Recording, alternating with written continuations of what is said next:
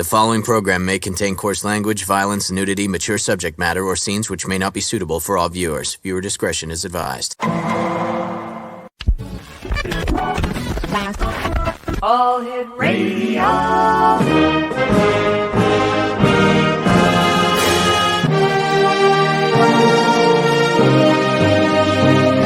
Welcome to the X Zone, a place where fact is fiction and fiction is reality. Now, here's your host, Rob McConnell. And welcome back to the X Zone. It's a brand new week here in the X Zone. It is Monday, April the 3rd. And I must say, it's finally starting to warm up. You can actually feel spring in the air. And wow, what a welcome change from the doom and gloomy winter that we all went through. Tonight, we're being broadcast around the world on the Talkstar Radio Network, Mutual Broadcast Network, and the X Zone Broadcast Network, as well as on Simul TV, where the X Zone TV channel is broadcast 7/24, 365 on channel 32. Next week, we're going to be taking live calls from you, our listeners. We're going to be putting our the toll-free numbers up on all our websites. And we're also going to be changing the look of the X Zone. We're going to have a new intro. Well, not a new intro, the same intro with new graphics. And we're really excited because, once again, here we grow thanks to you, the worldwide listening and viewing audience of the X Zone radio and TV show and all the other fine programming that we have on the X Zone Broadcast Network.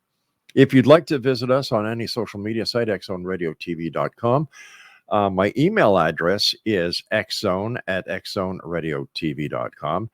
And of course, we're being brought to you around the world on the Talkstar Radio Network, Mutual Broadcast Network, X Zone Broadcast Network, and like I said, Simul TV.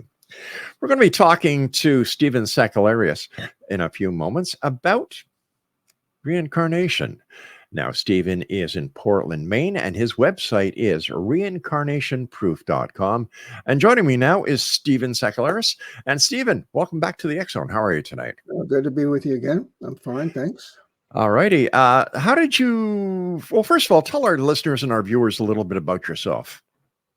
Well, I had started, I mean, I was a materialist, up until about age 19, something like that. And I went through a total revolution and started studying Eastern mysticism, starting with the Bhagavad Gita and different scriptures and different teachings and so on.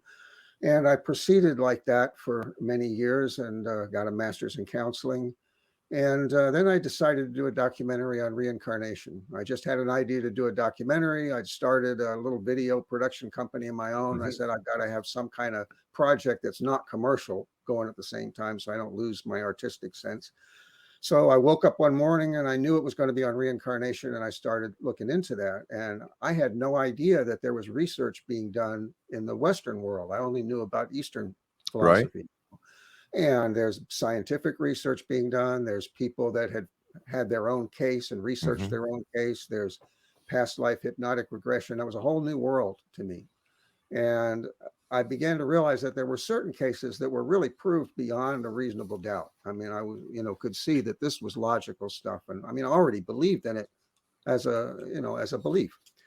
So I did this documentary, and the idea was that I would show how people in America were encountering it, the different ways that people will run across it, the scientific research, the past life therapy, children telling their parents about past lives, Eastern teachers coming over to America.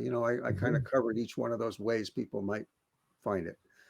And that was accepted by Films Media Group, which sells to universities. So, it got that far, and it got on one television station in Denver, Colorado, which is like more liberal than anywhere else here. And then 2 years later, I found a case of my own. And I said, I want to see if I can prove this to the same standard that I had seen the best cases proved with the same methods. And I didn't want to just stick to one method. There's a tendency to say, I'm in this school and I use this method and I use this method, and they don't even talk to each other, and I don't want anything to do with that. I want to use all of them. So I used a little bit of all of the methods that I had studied. And when I did the documentary, and I was able to prove it. But when I was excuse me, when I was delving into this thing, this is a writer from the 19th century, and nobody ever heard of him. His brother was famous, the poet John Greenleaf Whittier, but nobody had ever heard of this guy, Matthew. And where you find anything about him, he was like a hack writer. He was nobody, you know. Well, I found out he was really an excellent writer. He had a huge legacy, like 54 years in all different genres. And I also found that a lot of his stuff had been stolen and made a few other people famous, like outrageously famous. And I could prove that. You know, it took me 14 years to prove each of these plagiarism cases. And, you know, there's an ad, I don't know if it was for FedEx or UPS. There was an ad where the little company had been formed and they're standing around and they're looking at their numbers and their numbers are going up. Right. They're thrilled and they're, you know, excited and they're jumping up and down. And then the numbers keep going up and they start getting kind of quiet. Like, how are we going to fulfill all these orders? You know, so it was Right. like that for me. I mean, my results got better and better and better. And I said, oh my God, nobody's going to believe this. So now here's the question. Do I back off on it and not tell everything I know? Or do I stick to my original commitment to be strictly honest about everything that I'm finding? So there's certain things about this guy that weren't so laudable. I mean, he was an alcoholic for a couple of different periods in his life, especially later on. But he was the original author behind some really, really famous literature. Do I say that, or do I say that and destroy my credibility, or do I, you know, hide it? Well, I mean, I've been keeping strict honesty as a spiritual discipline for 50 years, you know, since I first started my spiritual search back at age 19. I'm not going to stop now, you know, so I just say it, and I say it over and over and over. And I'm accustomed to being, I don't know if I'm ridiculed because I'm not a fly on the wall. I'm not there, you know, but ignored. You know, I'm used to that, but I've got the evidence. And the longer this goes on that I'm ignored, the better the evidence got. I just got some more recently, you know, a huge treasure trove of this past life person's writing. And it's pretty strongly evidential stuff, you know. Question is, who do I tell? So finally, there's one religion professor who's in my court who's going to help me out, I think. So I won't name him here, but I finally got somebody in academia to pay attention. And that's because he had the same background I did with Eastern philosophy and so on. So see, we, you know, we're on the same page with that. So since I could talk that language and had that background, he pretty much said, I think this guy's for real. Let's listen to what else he has to say. Why do you think that people may not believe you? You know, if you've done the research is credible. Anything's possible. They won't look at the research. Why not? Why not? Well, because it can't possibly be. And because it would blow them out of the water. So you've got, especially in academia, you've got people that have built their whole careers out of believing a certain thing, assuming a certain thing. And they've you know, done their dissertation. They've written books. They've gotten awards. They get called to speak at symposia. And they're like the president of an organization. If my research is right, all of that's gone. But lately, academia has been proven to be wrong on several fronts. On several fronts, yeah. Like, for example, I'm closely following the research that is being independently done about the ancient civilization that seems to have been blown to smithereens on Mars. There's some very compelling. Sure, Dr. John Brandenburg is one of the biggest proponents of that from NASA. Right. Yeah. Well, evidence. You know, and then you've got Michael Cremo, you've got Ralph Ellis, just to name a few. And I have then a signed copy of Michael Cremo's book. It cost me like $26 because nobody believes him. Yeah. Wow. You know, and then you've got the proof. One of the biggest proofs that I know that academia is wrong is the story about Christopher Columbus discovering the Americas. He didn't discover America. He was in the Caribbean, for goodness sake. So why not change and tell the truth? All this is doing is proving to the public that academia is full of crap. They're losing their credibility. Yeah, definitely. Yeah. But they don't want to lose their positions. They don't want to. I mean, like I'm a part-time dishwasher, you know. Okay. And they're like the head of a big organization. we're going to switch places if my research comes out. Well, I'll tell you something. Jesus was a wandering philosopher, and he was spreading the word of God, and look what he did. Yeah. So whether you're a dishwasher, whether you're the president of IBM, or whether you're the chief scientist at NASA, if you're right, you're right. In my books, right. it doesn't matter who you are. Yeah, I've got the evidence. What literally happens is, well, like one or two of these professors would write me back. Maybe 3%. Everybody, I wrote to hundreds, and I got a few answers. And they would just kind of pat me on the head, and they would kind of dismiss me by saying, well, why don't you submit a paper to a journal, And I knew what would happen. I knew they'd all be rejected, but I spent a year doing that, 21 submissions, and they were all rejected. But it was kind of instructive in a way, because they literally wouldn't look at the evidence. They didn't actually read the papers. But the statistics are, for example, if company ABC sends out 100,000 emails promoting and presenting their new product, less than 0.032% of those emails will even be looked at. Right. So it was something like that. Yeah. So, you've got to keep going. You've got to keep going. You've got to keep going. Well, what I found is that I can leave comments. Well, first off, there's something called Academia EDU, and that allows laymen and independent researchers to post papers where academicians can see them. See, so there's a breach in the wall, with this Academia EDU. It's like as big as like WikiLeaks or something, in this world. Yeah. So I can post my papers there, but then I can go to YouTube and find YouTube videos on the topic and leave my comments and links to the papers. See, so people that are interested in the topic look at the video, they look at the comments, they see my comment, which is outrageous. They see my link to the paper, they go to the paper. So the papers are being read like by the hundreds on Academia EDU, but nobody dares talk to me. Nobody messages me. That makes no sense. That makes no sense. Hey, listen, you and I have to take our first break. X-Zone Nation, our guest this hour is Stephen SAKEALLARIOS. Did I say it right? SAKEALLARIOS. And the website is reincarnationproof.com. I'm Rob McConnell. This is the X-Zone. We'll be back on the other side of this break. Don't go away.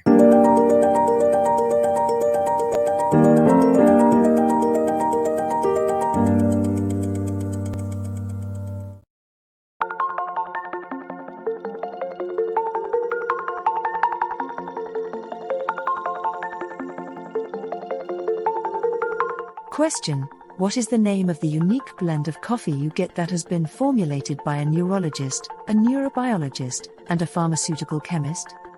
Answer: you get Beautiful Mind Coffee, a unique coffee blend that tastes great and has herbal ingredients that your brain will love, and it is not just coffee, it's brainalicious. Dr. Rathbone, Dr. Jang, and Dr. Winslow, the scientific team that created Beautiful Mind Coffee, decided to collaborate on a coffee focusing on brain health. As for those herbal ingredients found in Beautiful Mind Coffee, Dr. Rathbone, Dr. Jang, and Dr. Winslow, utilizing their combined extensive scientific research background, worked with many natural and herbal products until the exact formulation that is found in Beautiful Mind Coffee was created. With a unique scientific formula not found in any other coffee being sold or served, Beautiful Mind Coffee is the only coffee blend that contains 3 herbal ingredients found to aid in boosting your daily mental clarity and focus. Every cup of Beautiful Mind Coffee contains scientifically formulated amounts of maca root powder, green tea extract, and American ginseng, all supporting good brain health. Taking care of your brain's health now can help delay or prevent the onset of cognitive dysfunction, including dementia, Alzheimer's, and more general memory loss as you get older, just by enjoying the delicious flavor of our roasted coffee and herbal ingredients found exclusively in Beautiful Mind Coffee. Did you know that cognitive dysfunction also refers to deficits in attention, verbal and non-verbal learning, short-term and working memory, visual and auditory processing, problem-solving, processing speed, and motor functioning? For more on Beautiful Mind Coffee, the 3 scientists who formulated Beautiful Mind Coffee, and more details on the 3 unique herbal ingredients in Beautiful Mind Coffee, visit www.beautifulmindcoffee.ca. Beautiful Mind Coffee is now available online at amazon.ca and amazon.com. To order Beautiful Mind Coffee, visit www.beautifulmindcoffee.ca today.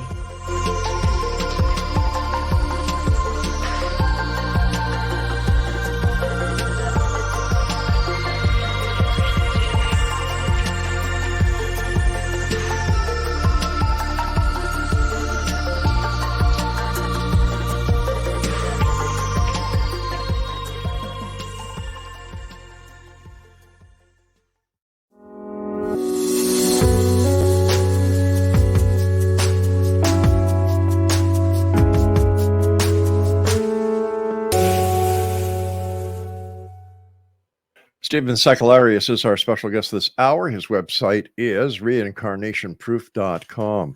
Stephen, the research that you did, how was it conducted? Well, first of all, the gold standard for proving a reincarnation, we're talking about there's two separate categories. There's the reincarnation case and then there's the literary legacy. So talking about the reincarnation case, I wanted to document memories or impressions. That could be emotional impressions. It could be cognitive memories. It could be recognition of something. I wanted to document those things before I had any possible normal way of having the information. So if I had some memory or some impression or some emotional reaction to some new information about my past life person, I would document it. And in that particular case, when I started, I was working with a volunteer researcher, so I'd send her the email. So the emails become the documented, information. And then I would go try to find it in what I call the deep historical record. And in this particular case, this person was so unknown. His legacy was so hidden. He hid it himself, and then he was ignored. So between the two, Now, I'm sorry to interrupt you, but are you talking about your own personal case on how you did the research? My own personal case now. Oh, okay, all right. Okay, because so I was getting at, how did you conduct the research on the other people? on that the the documentary case? you're talking about? Yeah. Well, the documentary, that work was already done by somebody else. Like, for example, Dr. Peter Ramster in Australia or Dr. Ian Stevenson. Oh, I see. So the only research you actually did was on your own case. Right, that's correct. The Okay. others was research other people's research that I Right. studied and presented Okay. in the documentary. I That's right. understand now. Thank you. Yeah. So again, the gold standard, even with Dr. Stevenson's cases where he studied children who had very detailed memories of past lives, what he wanted was statements by the parents or by the children, and then the parents maybe have written it down, ideally. And there was no way for that child to know that information. And then they go check it out and they find out it was correct. In other words, the child remembers being, such and such a child in another village that they'd never been to. And they go there and he shows them exactly where the place was. And he names, the past life family members. And he says that there was, my name was scratched on the back of the door. And they go and there's his name scratched on the back of the door, that kind of thing. So the question was, could I do that? Well, I did. And in a handful of cases, beyond a reasonable doubt. I mean, I used hypnosis, and it was also spontaneous memories, both types. And I didn't have a lot of them that could be proved, but there were a few. It was enough to show that it was a real case. Now, you said a handful of cases, plural. I meant a handful of memories, a handful of instances is what I meant in my For case. for your case. Yeah. All right. How did you decide that you actually had a past life and that this was what you were going to do, that you were going to investigate your own past life? Well, what was the catalyst? How? Yeah, I just stumbled on it. I mean, I'd done the documentary. I studied the research. I knew how it was done. Right. And actually, it's kind of a long story. I'll try to shorten it. Many years ago, I'd had a past life psychic reading, and she'd said that I'd been a woman on the West Coast of the United States, writing serials, stories that came out like once a week. Yeah. And that I'd had some success with that. And it sounded like it was in the 1930s, something like that. And I did have one or two memories. I can't prove it. I can't prove that case. but I would look for it every once in a while. And what I was looking for was female writers. It sounded a little bit familiar. The name sounded familiar. And I finally found one that did. And that led me to this 19th century man, because he knew her. They were friends. So basically, I found the website for this woman whose name I recognize, Sarah Orne Jewett. She's known here in New England, but she's not known down in like Atlanta where I was. So I found this website and I felt like it was familiar. I didn't think I was that person, but I said, I know this. I know this lady. I know this writing. I know something about this. So I asked a friend of mine named Jeff Keane, who has his own case and was in my documentary. He's kind of psychic in a weird sort of way. There were a lot of synchronicities that happened when I met him and filmed him. So I said, I bet he can find this. So I emailed him and he emailed back with a page, and it was the page to this person, Matthew Franklin Whittier, who looks basically exactly like me. When I saw that, I didn't even pick up so much on how much it looked like me. I looked into the eyes and I really had a strong sense of recognition. I said, that's me. I'm looking at myself, like looking in the mirror. I said, that is me. So that's how it got started. And then I said, well, I wonder if I could prove that. Did anybody that you show the picture to also see the resemblance? Yeah. As a matter of fact, I don't know if you can edit that in, but yeah, it's about 95%. It's very, very high similarity. And Jeff Keane has the same thing with his past life. Looks about 95%. So other than it being a very unique and fascinating story, what does that give you in today's life? Well, first of all, his legacy was stolen from him and his wife's as well. Okay. And I feel a very strong urge to set that right. Before I die, I want it understood that this was his body of work, to bring it out. So I spent a lot of time finding it, verifying it, typing it all up, organizing it and packaging it in such a way that with any luck, I can pass it on, before I die. So I want to repair that mistake because he hid himself, he wrote everything anonymously. When people would steal from him, he wouldn't come out and defend it for various reasons. And so he kind of participated in that.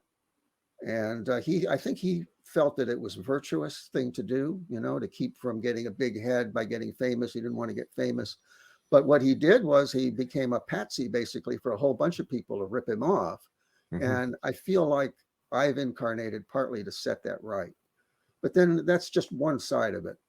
Beyond that, I mean, for society, there's a whole bunch of implications in terms of if we understand that we are spiritual beings, temporarily inhabiting a series of physical bodies, it changes the whole way you look at life and the whole way you live life. So there's that side of it. I want to help, I mean, I'm a light worker like a lot of people, and that's my own little area. And I want to help push that particular concept forward. So there's that side of it. For myself personally, I don't know. It's a hard thing to explain. I mean, it's a two-edged sword because if I delve into his life, he was a very unhappy person and for much of his life, especially after he lost his true love pretty early in life, his first wife, and had two more disastrous marriages, and eventually started drinking toward the end of his life and got stuck in a dead-end job. And so a lot of that will come to me, those feelings will come up and I'll start to feel kind of swamped and hopeless. And, so it's a two-edged sword, but on the other hand, he was a philosopher and he wrote an awful lot of material about his philosophy and his observations. So in a sense, I have the intellectual power or the wisdom of two lifetimes combined. It's very difficult to explain that, but I have his insights and my insights, and pretty much they're the same, but I kind of can come at life from two angles. Does that make any sense? It's hard to express. No, it does make sense. So like how are you? Engines. Yeah. So how are you using this added knowledge from the past and the present? Well, I mean, first of all, I can benefit from my mistakes and I can learn from his mistakes.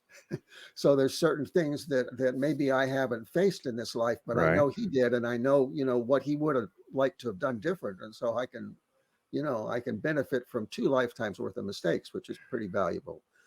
But I'm pretty good at a debate.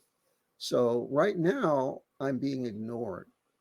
But if any of these scholars choose to engage me, they will find me Mhm. a tough customer. And somebody did that pretty recently with regard to one of these plagiarists. These people have fans. And so the fan will naturally defend their hero, and I don't blame them in the slightest. But, he would bring up something, and I already knew that because I'd studied pretty deeply. See, Matthew studied debate. He was a debater. He Mhm. had, trained as a debater. So I've got that, I have that ability, and it's fairly easy to wake that up. And his writing ability, I have that also, which means that I can churn out blogs and I can write papers, and so I can draw on his skills. See? But how has this knowledge enriched your life? Well, for that you'd have to go to the writing itself because it's some beautiful writing. So I mean, I'm enriched by having uh, absorbed all of this work and been exposed to all of this work, as well as his ideals, which are really my ideals. I mean, I'm the same person on that level of Mhm. ideals and values and attitudes and worldview. I really haven't changed. There's one or two things that I would differ in my opinion on, but basically I'm the same person at that level. But it just amplifies. I mean, when you know where you came from, Mhm. it's empowering, you know. I guess what I'm trying to get at is if you have all this knowledge of your past life and you're incorporating it into your present life, are you using that knowledge to enrich your life, not only in a spiritual way, but monetarily as well? Well, monetarily, it's cost me. It hasn't made me a dime. Mm. Whether that'll change or not, I don't know. It's too big. It's like the elephant. The elephant doesn't fit in the room. It's too big. My Well, if results the are elephant too if the big. elephant doesn't fit in the room, you take the elephant to a room where he does fit. Yeah, well, that's true. That's in a sense, that's what I've done with this academic who's hopefully going to help me out. I went to somebody that would understand it as the background. But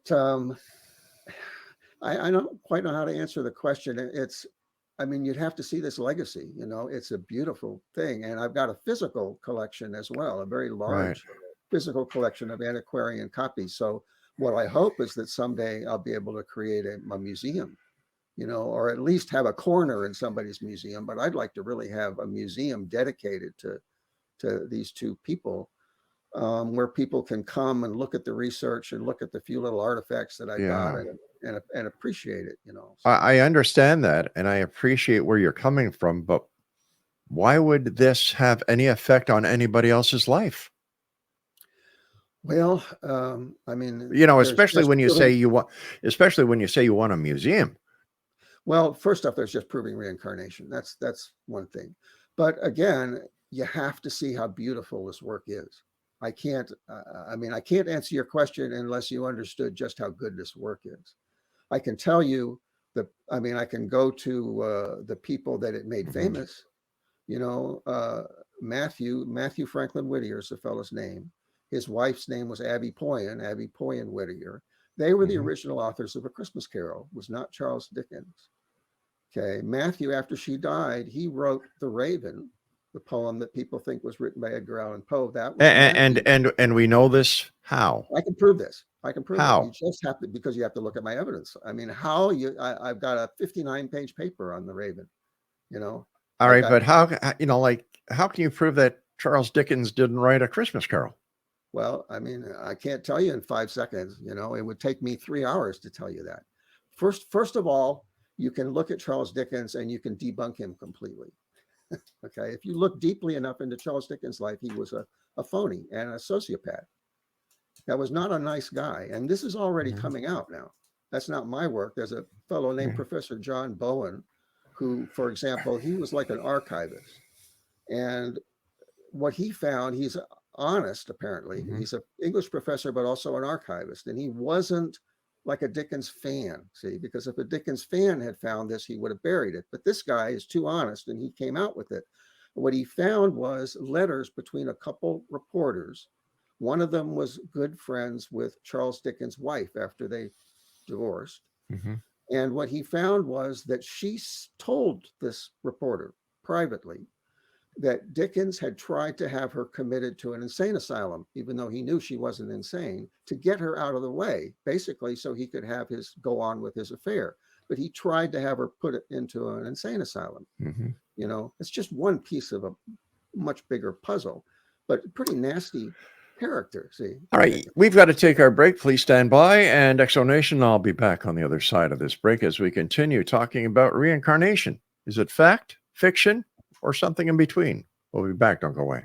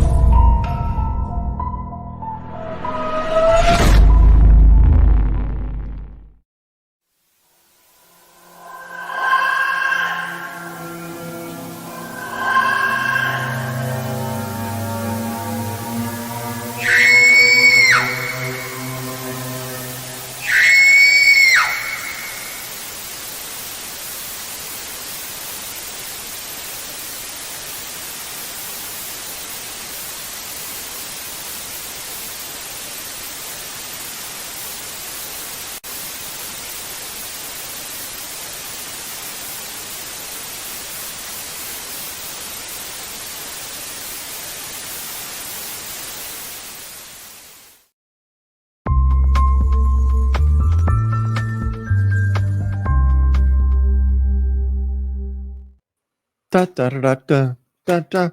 Welcome back, everyone. Stephen SAKEALLARIOS is our special guest. We're talking about reincarnation. And if you'd like to find out more about Stephen, visit his website. Let me see. Reincarnationproof.com. Stephen, what is the biggest drawback when somebody wants to go forward with their own case of reincarnation? You know, if reincarnation is real, and I'm not saying it's not, please don't take me wrong, but if people believe that reincarnation is not real, should it matter to them? Well,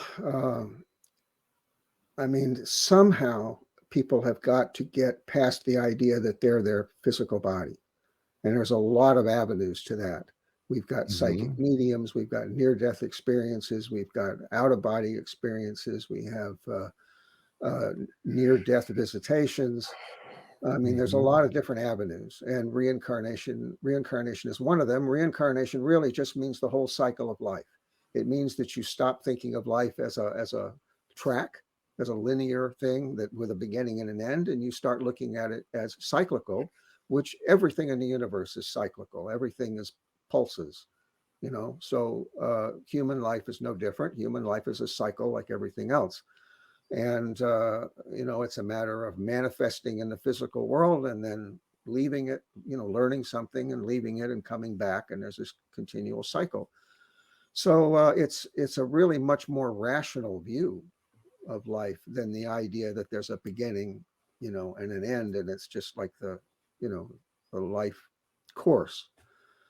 So that in itself is a huge step if people can make that jump. How would that affect society in a positive manner?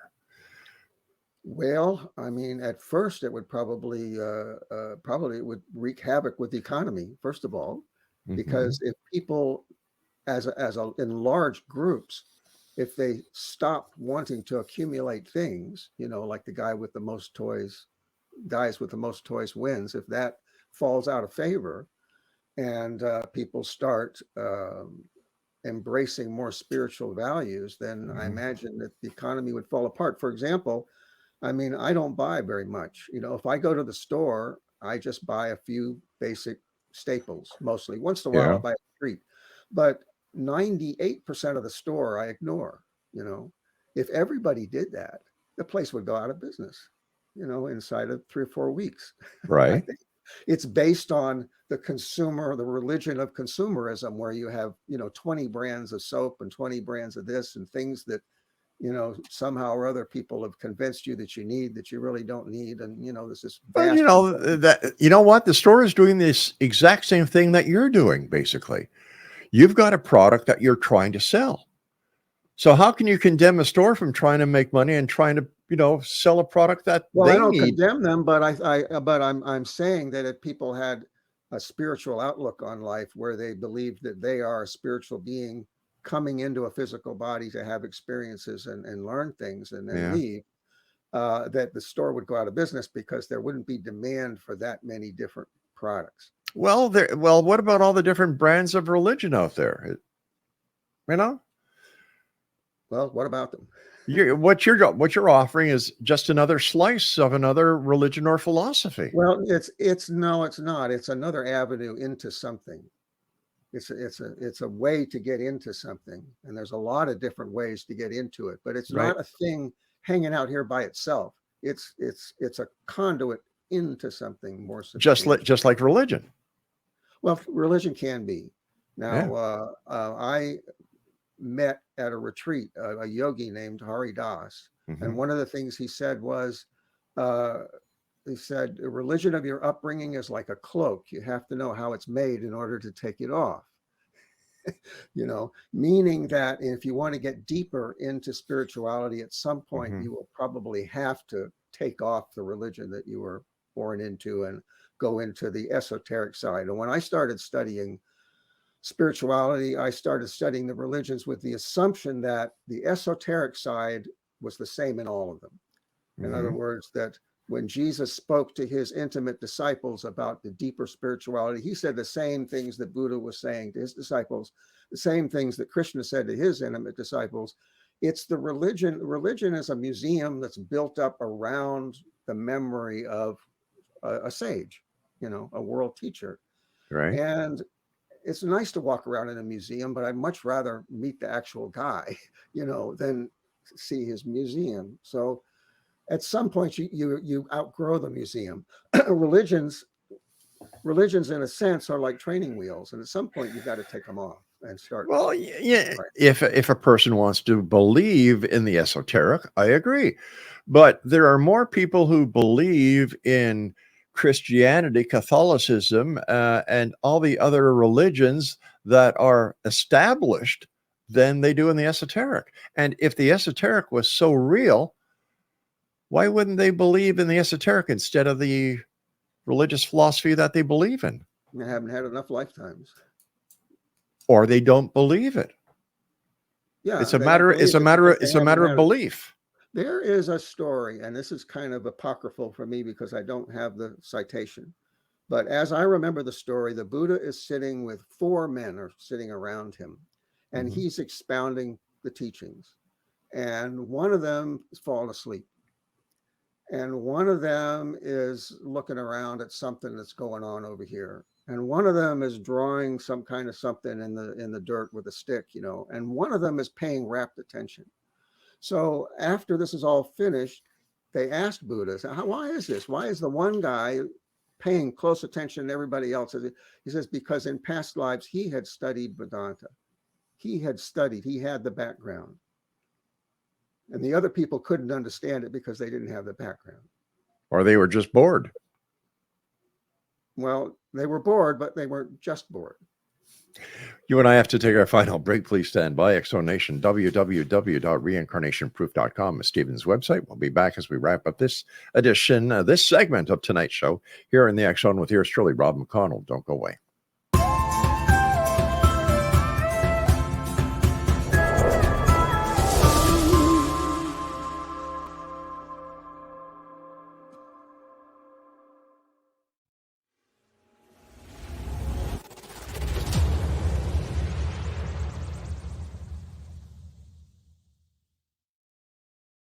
So I was watching the X Zone TV channel last night when I was abducted by aliens, and they kept repeating to me over and over again, simultv.com, simultv.com. What's simultv.com? That's what I asked them. They had it written on the side of their UFO. How do you spell that? UFO. No, I mean simultv.com. simultv.com. simultv.com. Right. simultv.com. Interesting that you were abducted by aliens in a simultv.com UFO last night. Oh, yeah? Yeah. Now that you mention it, I remember now last night I was awakened from a deep sleep. My great-grandmother was standing there. She said she'd come from the hereafter to tell me about simultv.com. She even spelled it out for me. simultv.com, sonny boy. simultv.com. simultv.com, sonny boy. Wow. Yeah. Guys, you'll never guess what my psychic guru just told me. simultv.com. Exactly. Are you guys psychic too? Of course. We all know about simultv.com. simultv.com.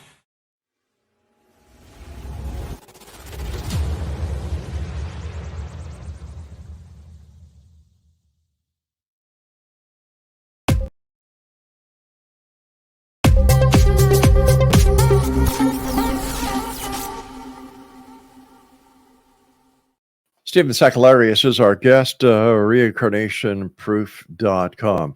How can someone find out if they have had a past life and that maybe they want to investigate the possibility that after hearing you tonight, reincarnation is real? Well, of course, there's past life regression, which generally isn't free. Not everybody could afford the, $80 an hour or whatever it is, but there is that. Mm-hmm. There are some cautions about that. You want to get somebody that knows what they're doing. You don't want to get somebody that, if you get into some heavy material, will freak out and try to bring you out of it instantly and, leave you, So there's that. Of course, there's study. I mean, like I did when I was younger, you can study reincarnation, try to get the best sources that you can and read everything you can about it, because everybody's had a great number of past lives. So you can start with the assumption, that you've had them. You can pay attention. You can look at your interests and your proclivities and your dislikes and your fears. Basically, anytime somebody says, or in my case, I always liked chocolate ice cream. Mm-hmm. I always loved fresh air. I've always loved the mountains. I've always loved the sea. Whenever that kind of statement comes up, that's probably a past life influence. When you say that, when you feel that about something. There's also relationships. Many people have had the experience. They've just suddenly met somebody and it's like, man, I know you. You Mm-hmm. suddenly, finishing each other's sentences and you're just, right in tune with the person, and it's just instant, like you have this instant rapport. That's also reincarnation. So there's a lot of different avenues. Again, a lot of different avenues to get into it. Stephen, what are your final thoughts for our X Zone Nation tonight?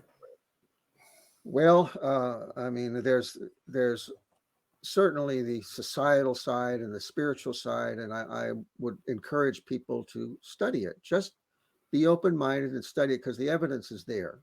There's skeptics who will say, oh, there's no evidence, and they're just in denial. It's just nonsense. There's a ton of evidence. It's basically been proved beyond a reasonable doubt.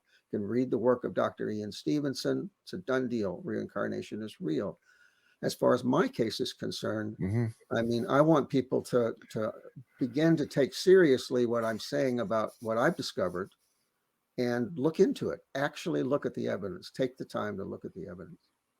All right, Stephen, thanks very much for joining us. And Exonation, if you'd like to get more information about Stephen, visit his website at reincarnationproof.com. I'll be back on the other side of this break at the top of the hour as we continue here in the X Zone with yours truly, Rob McConnell. Whatever you do, don't go away.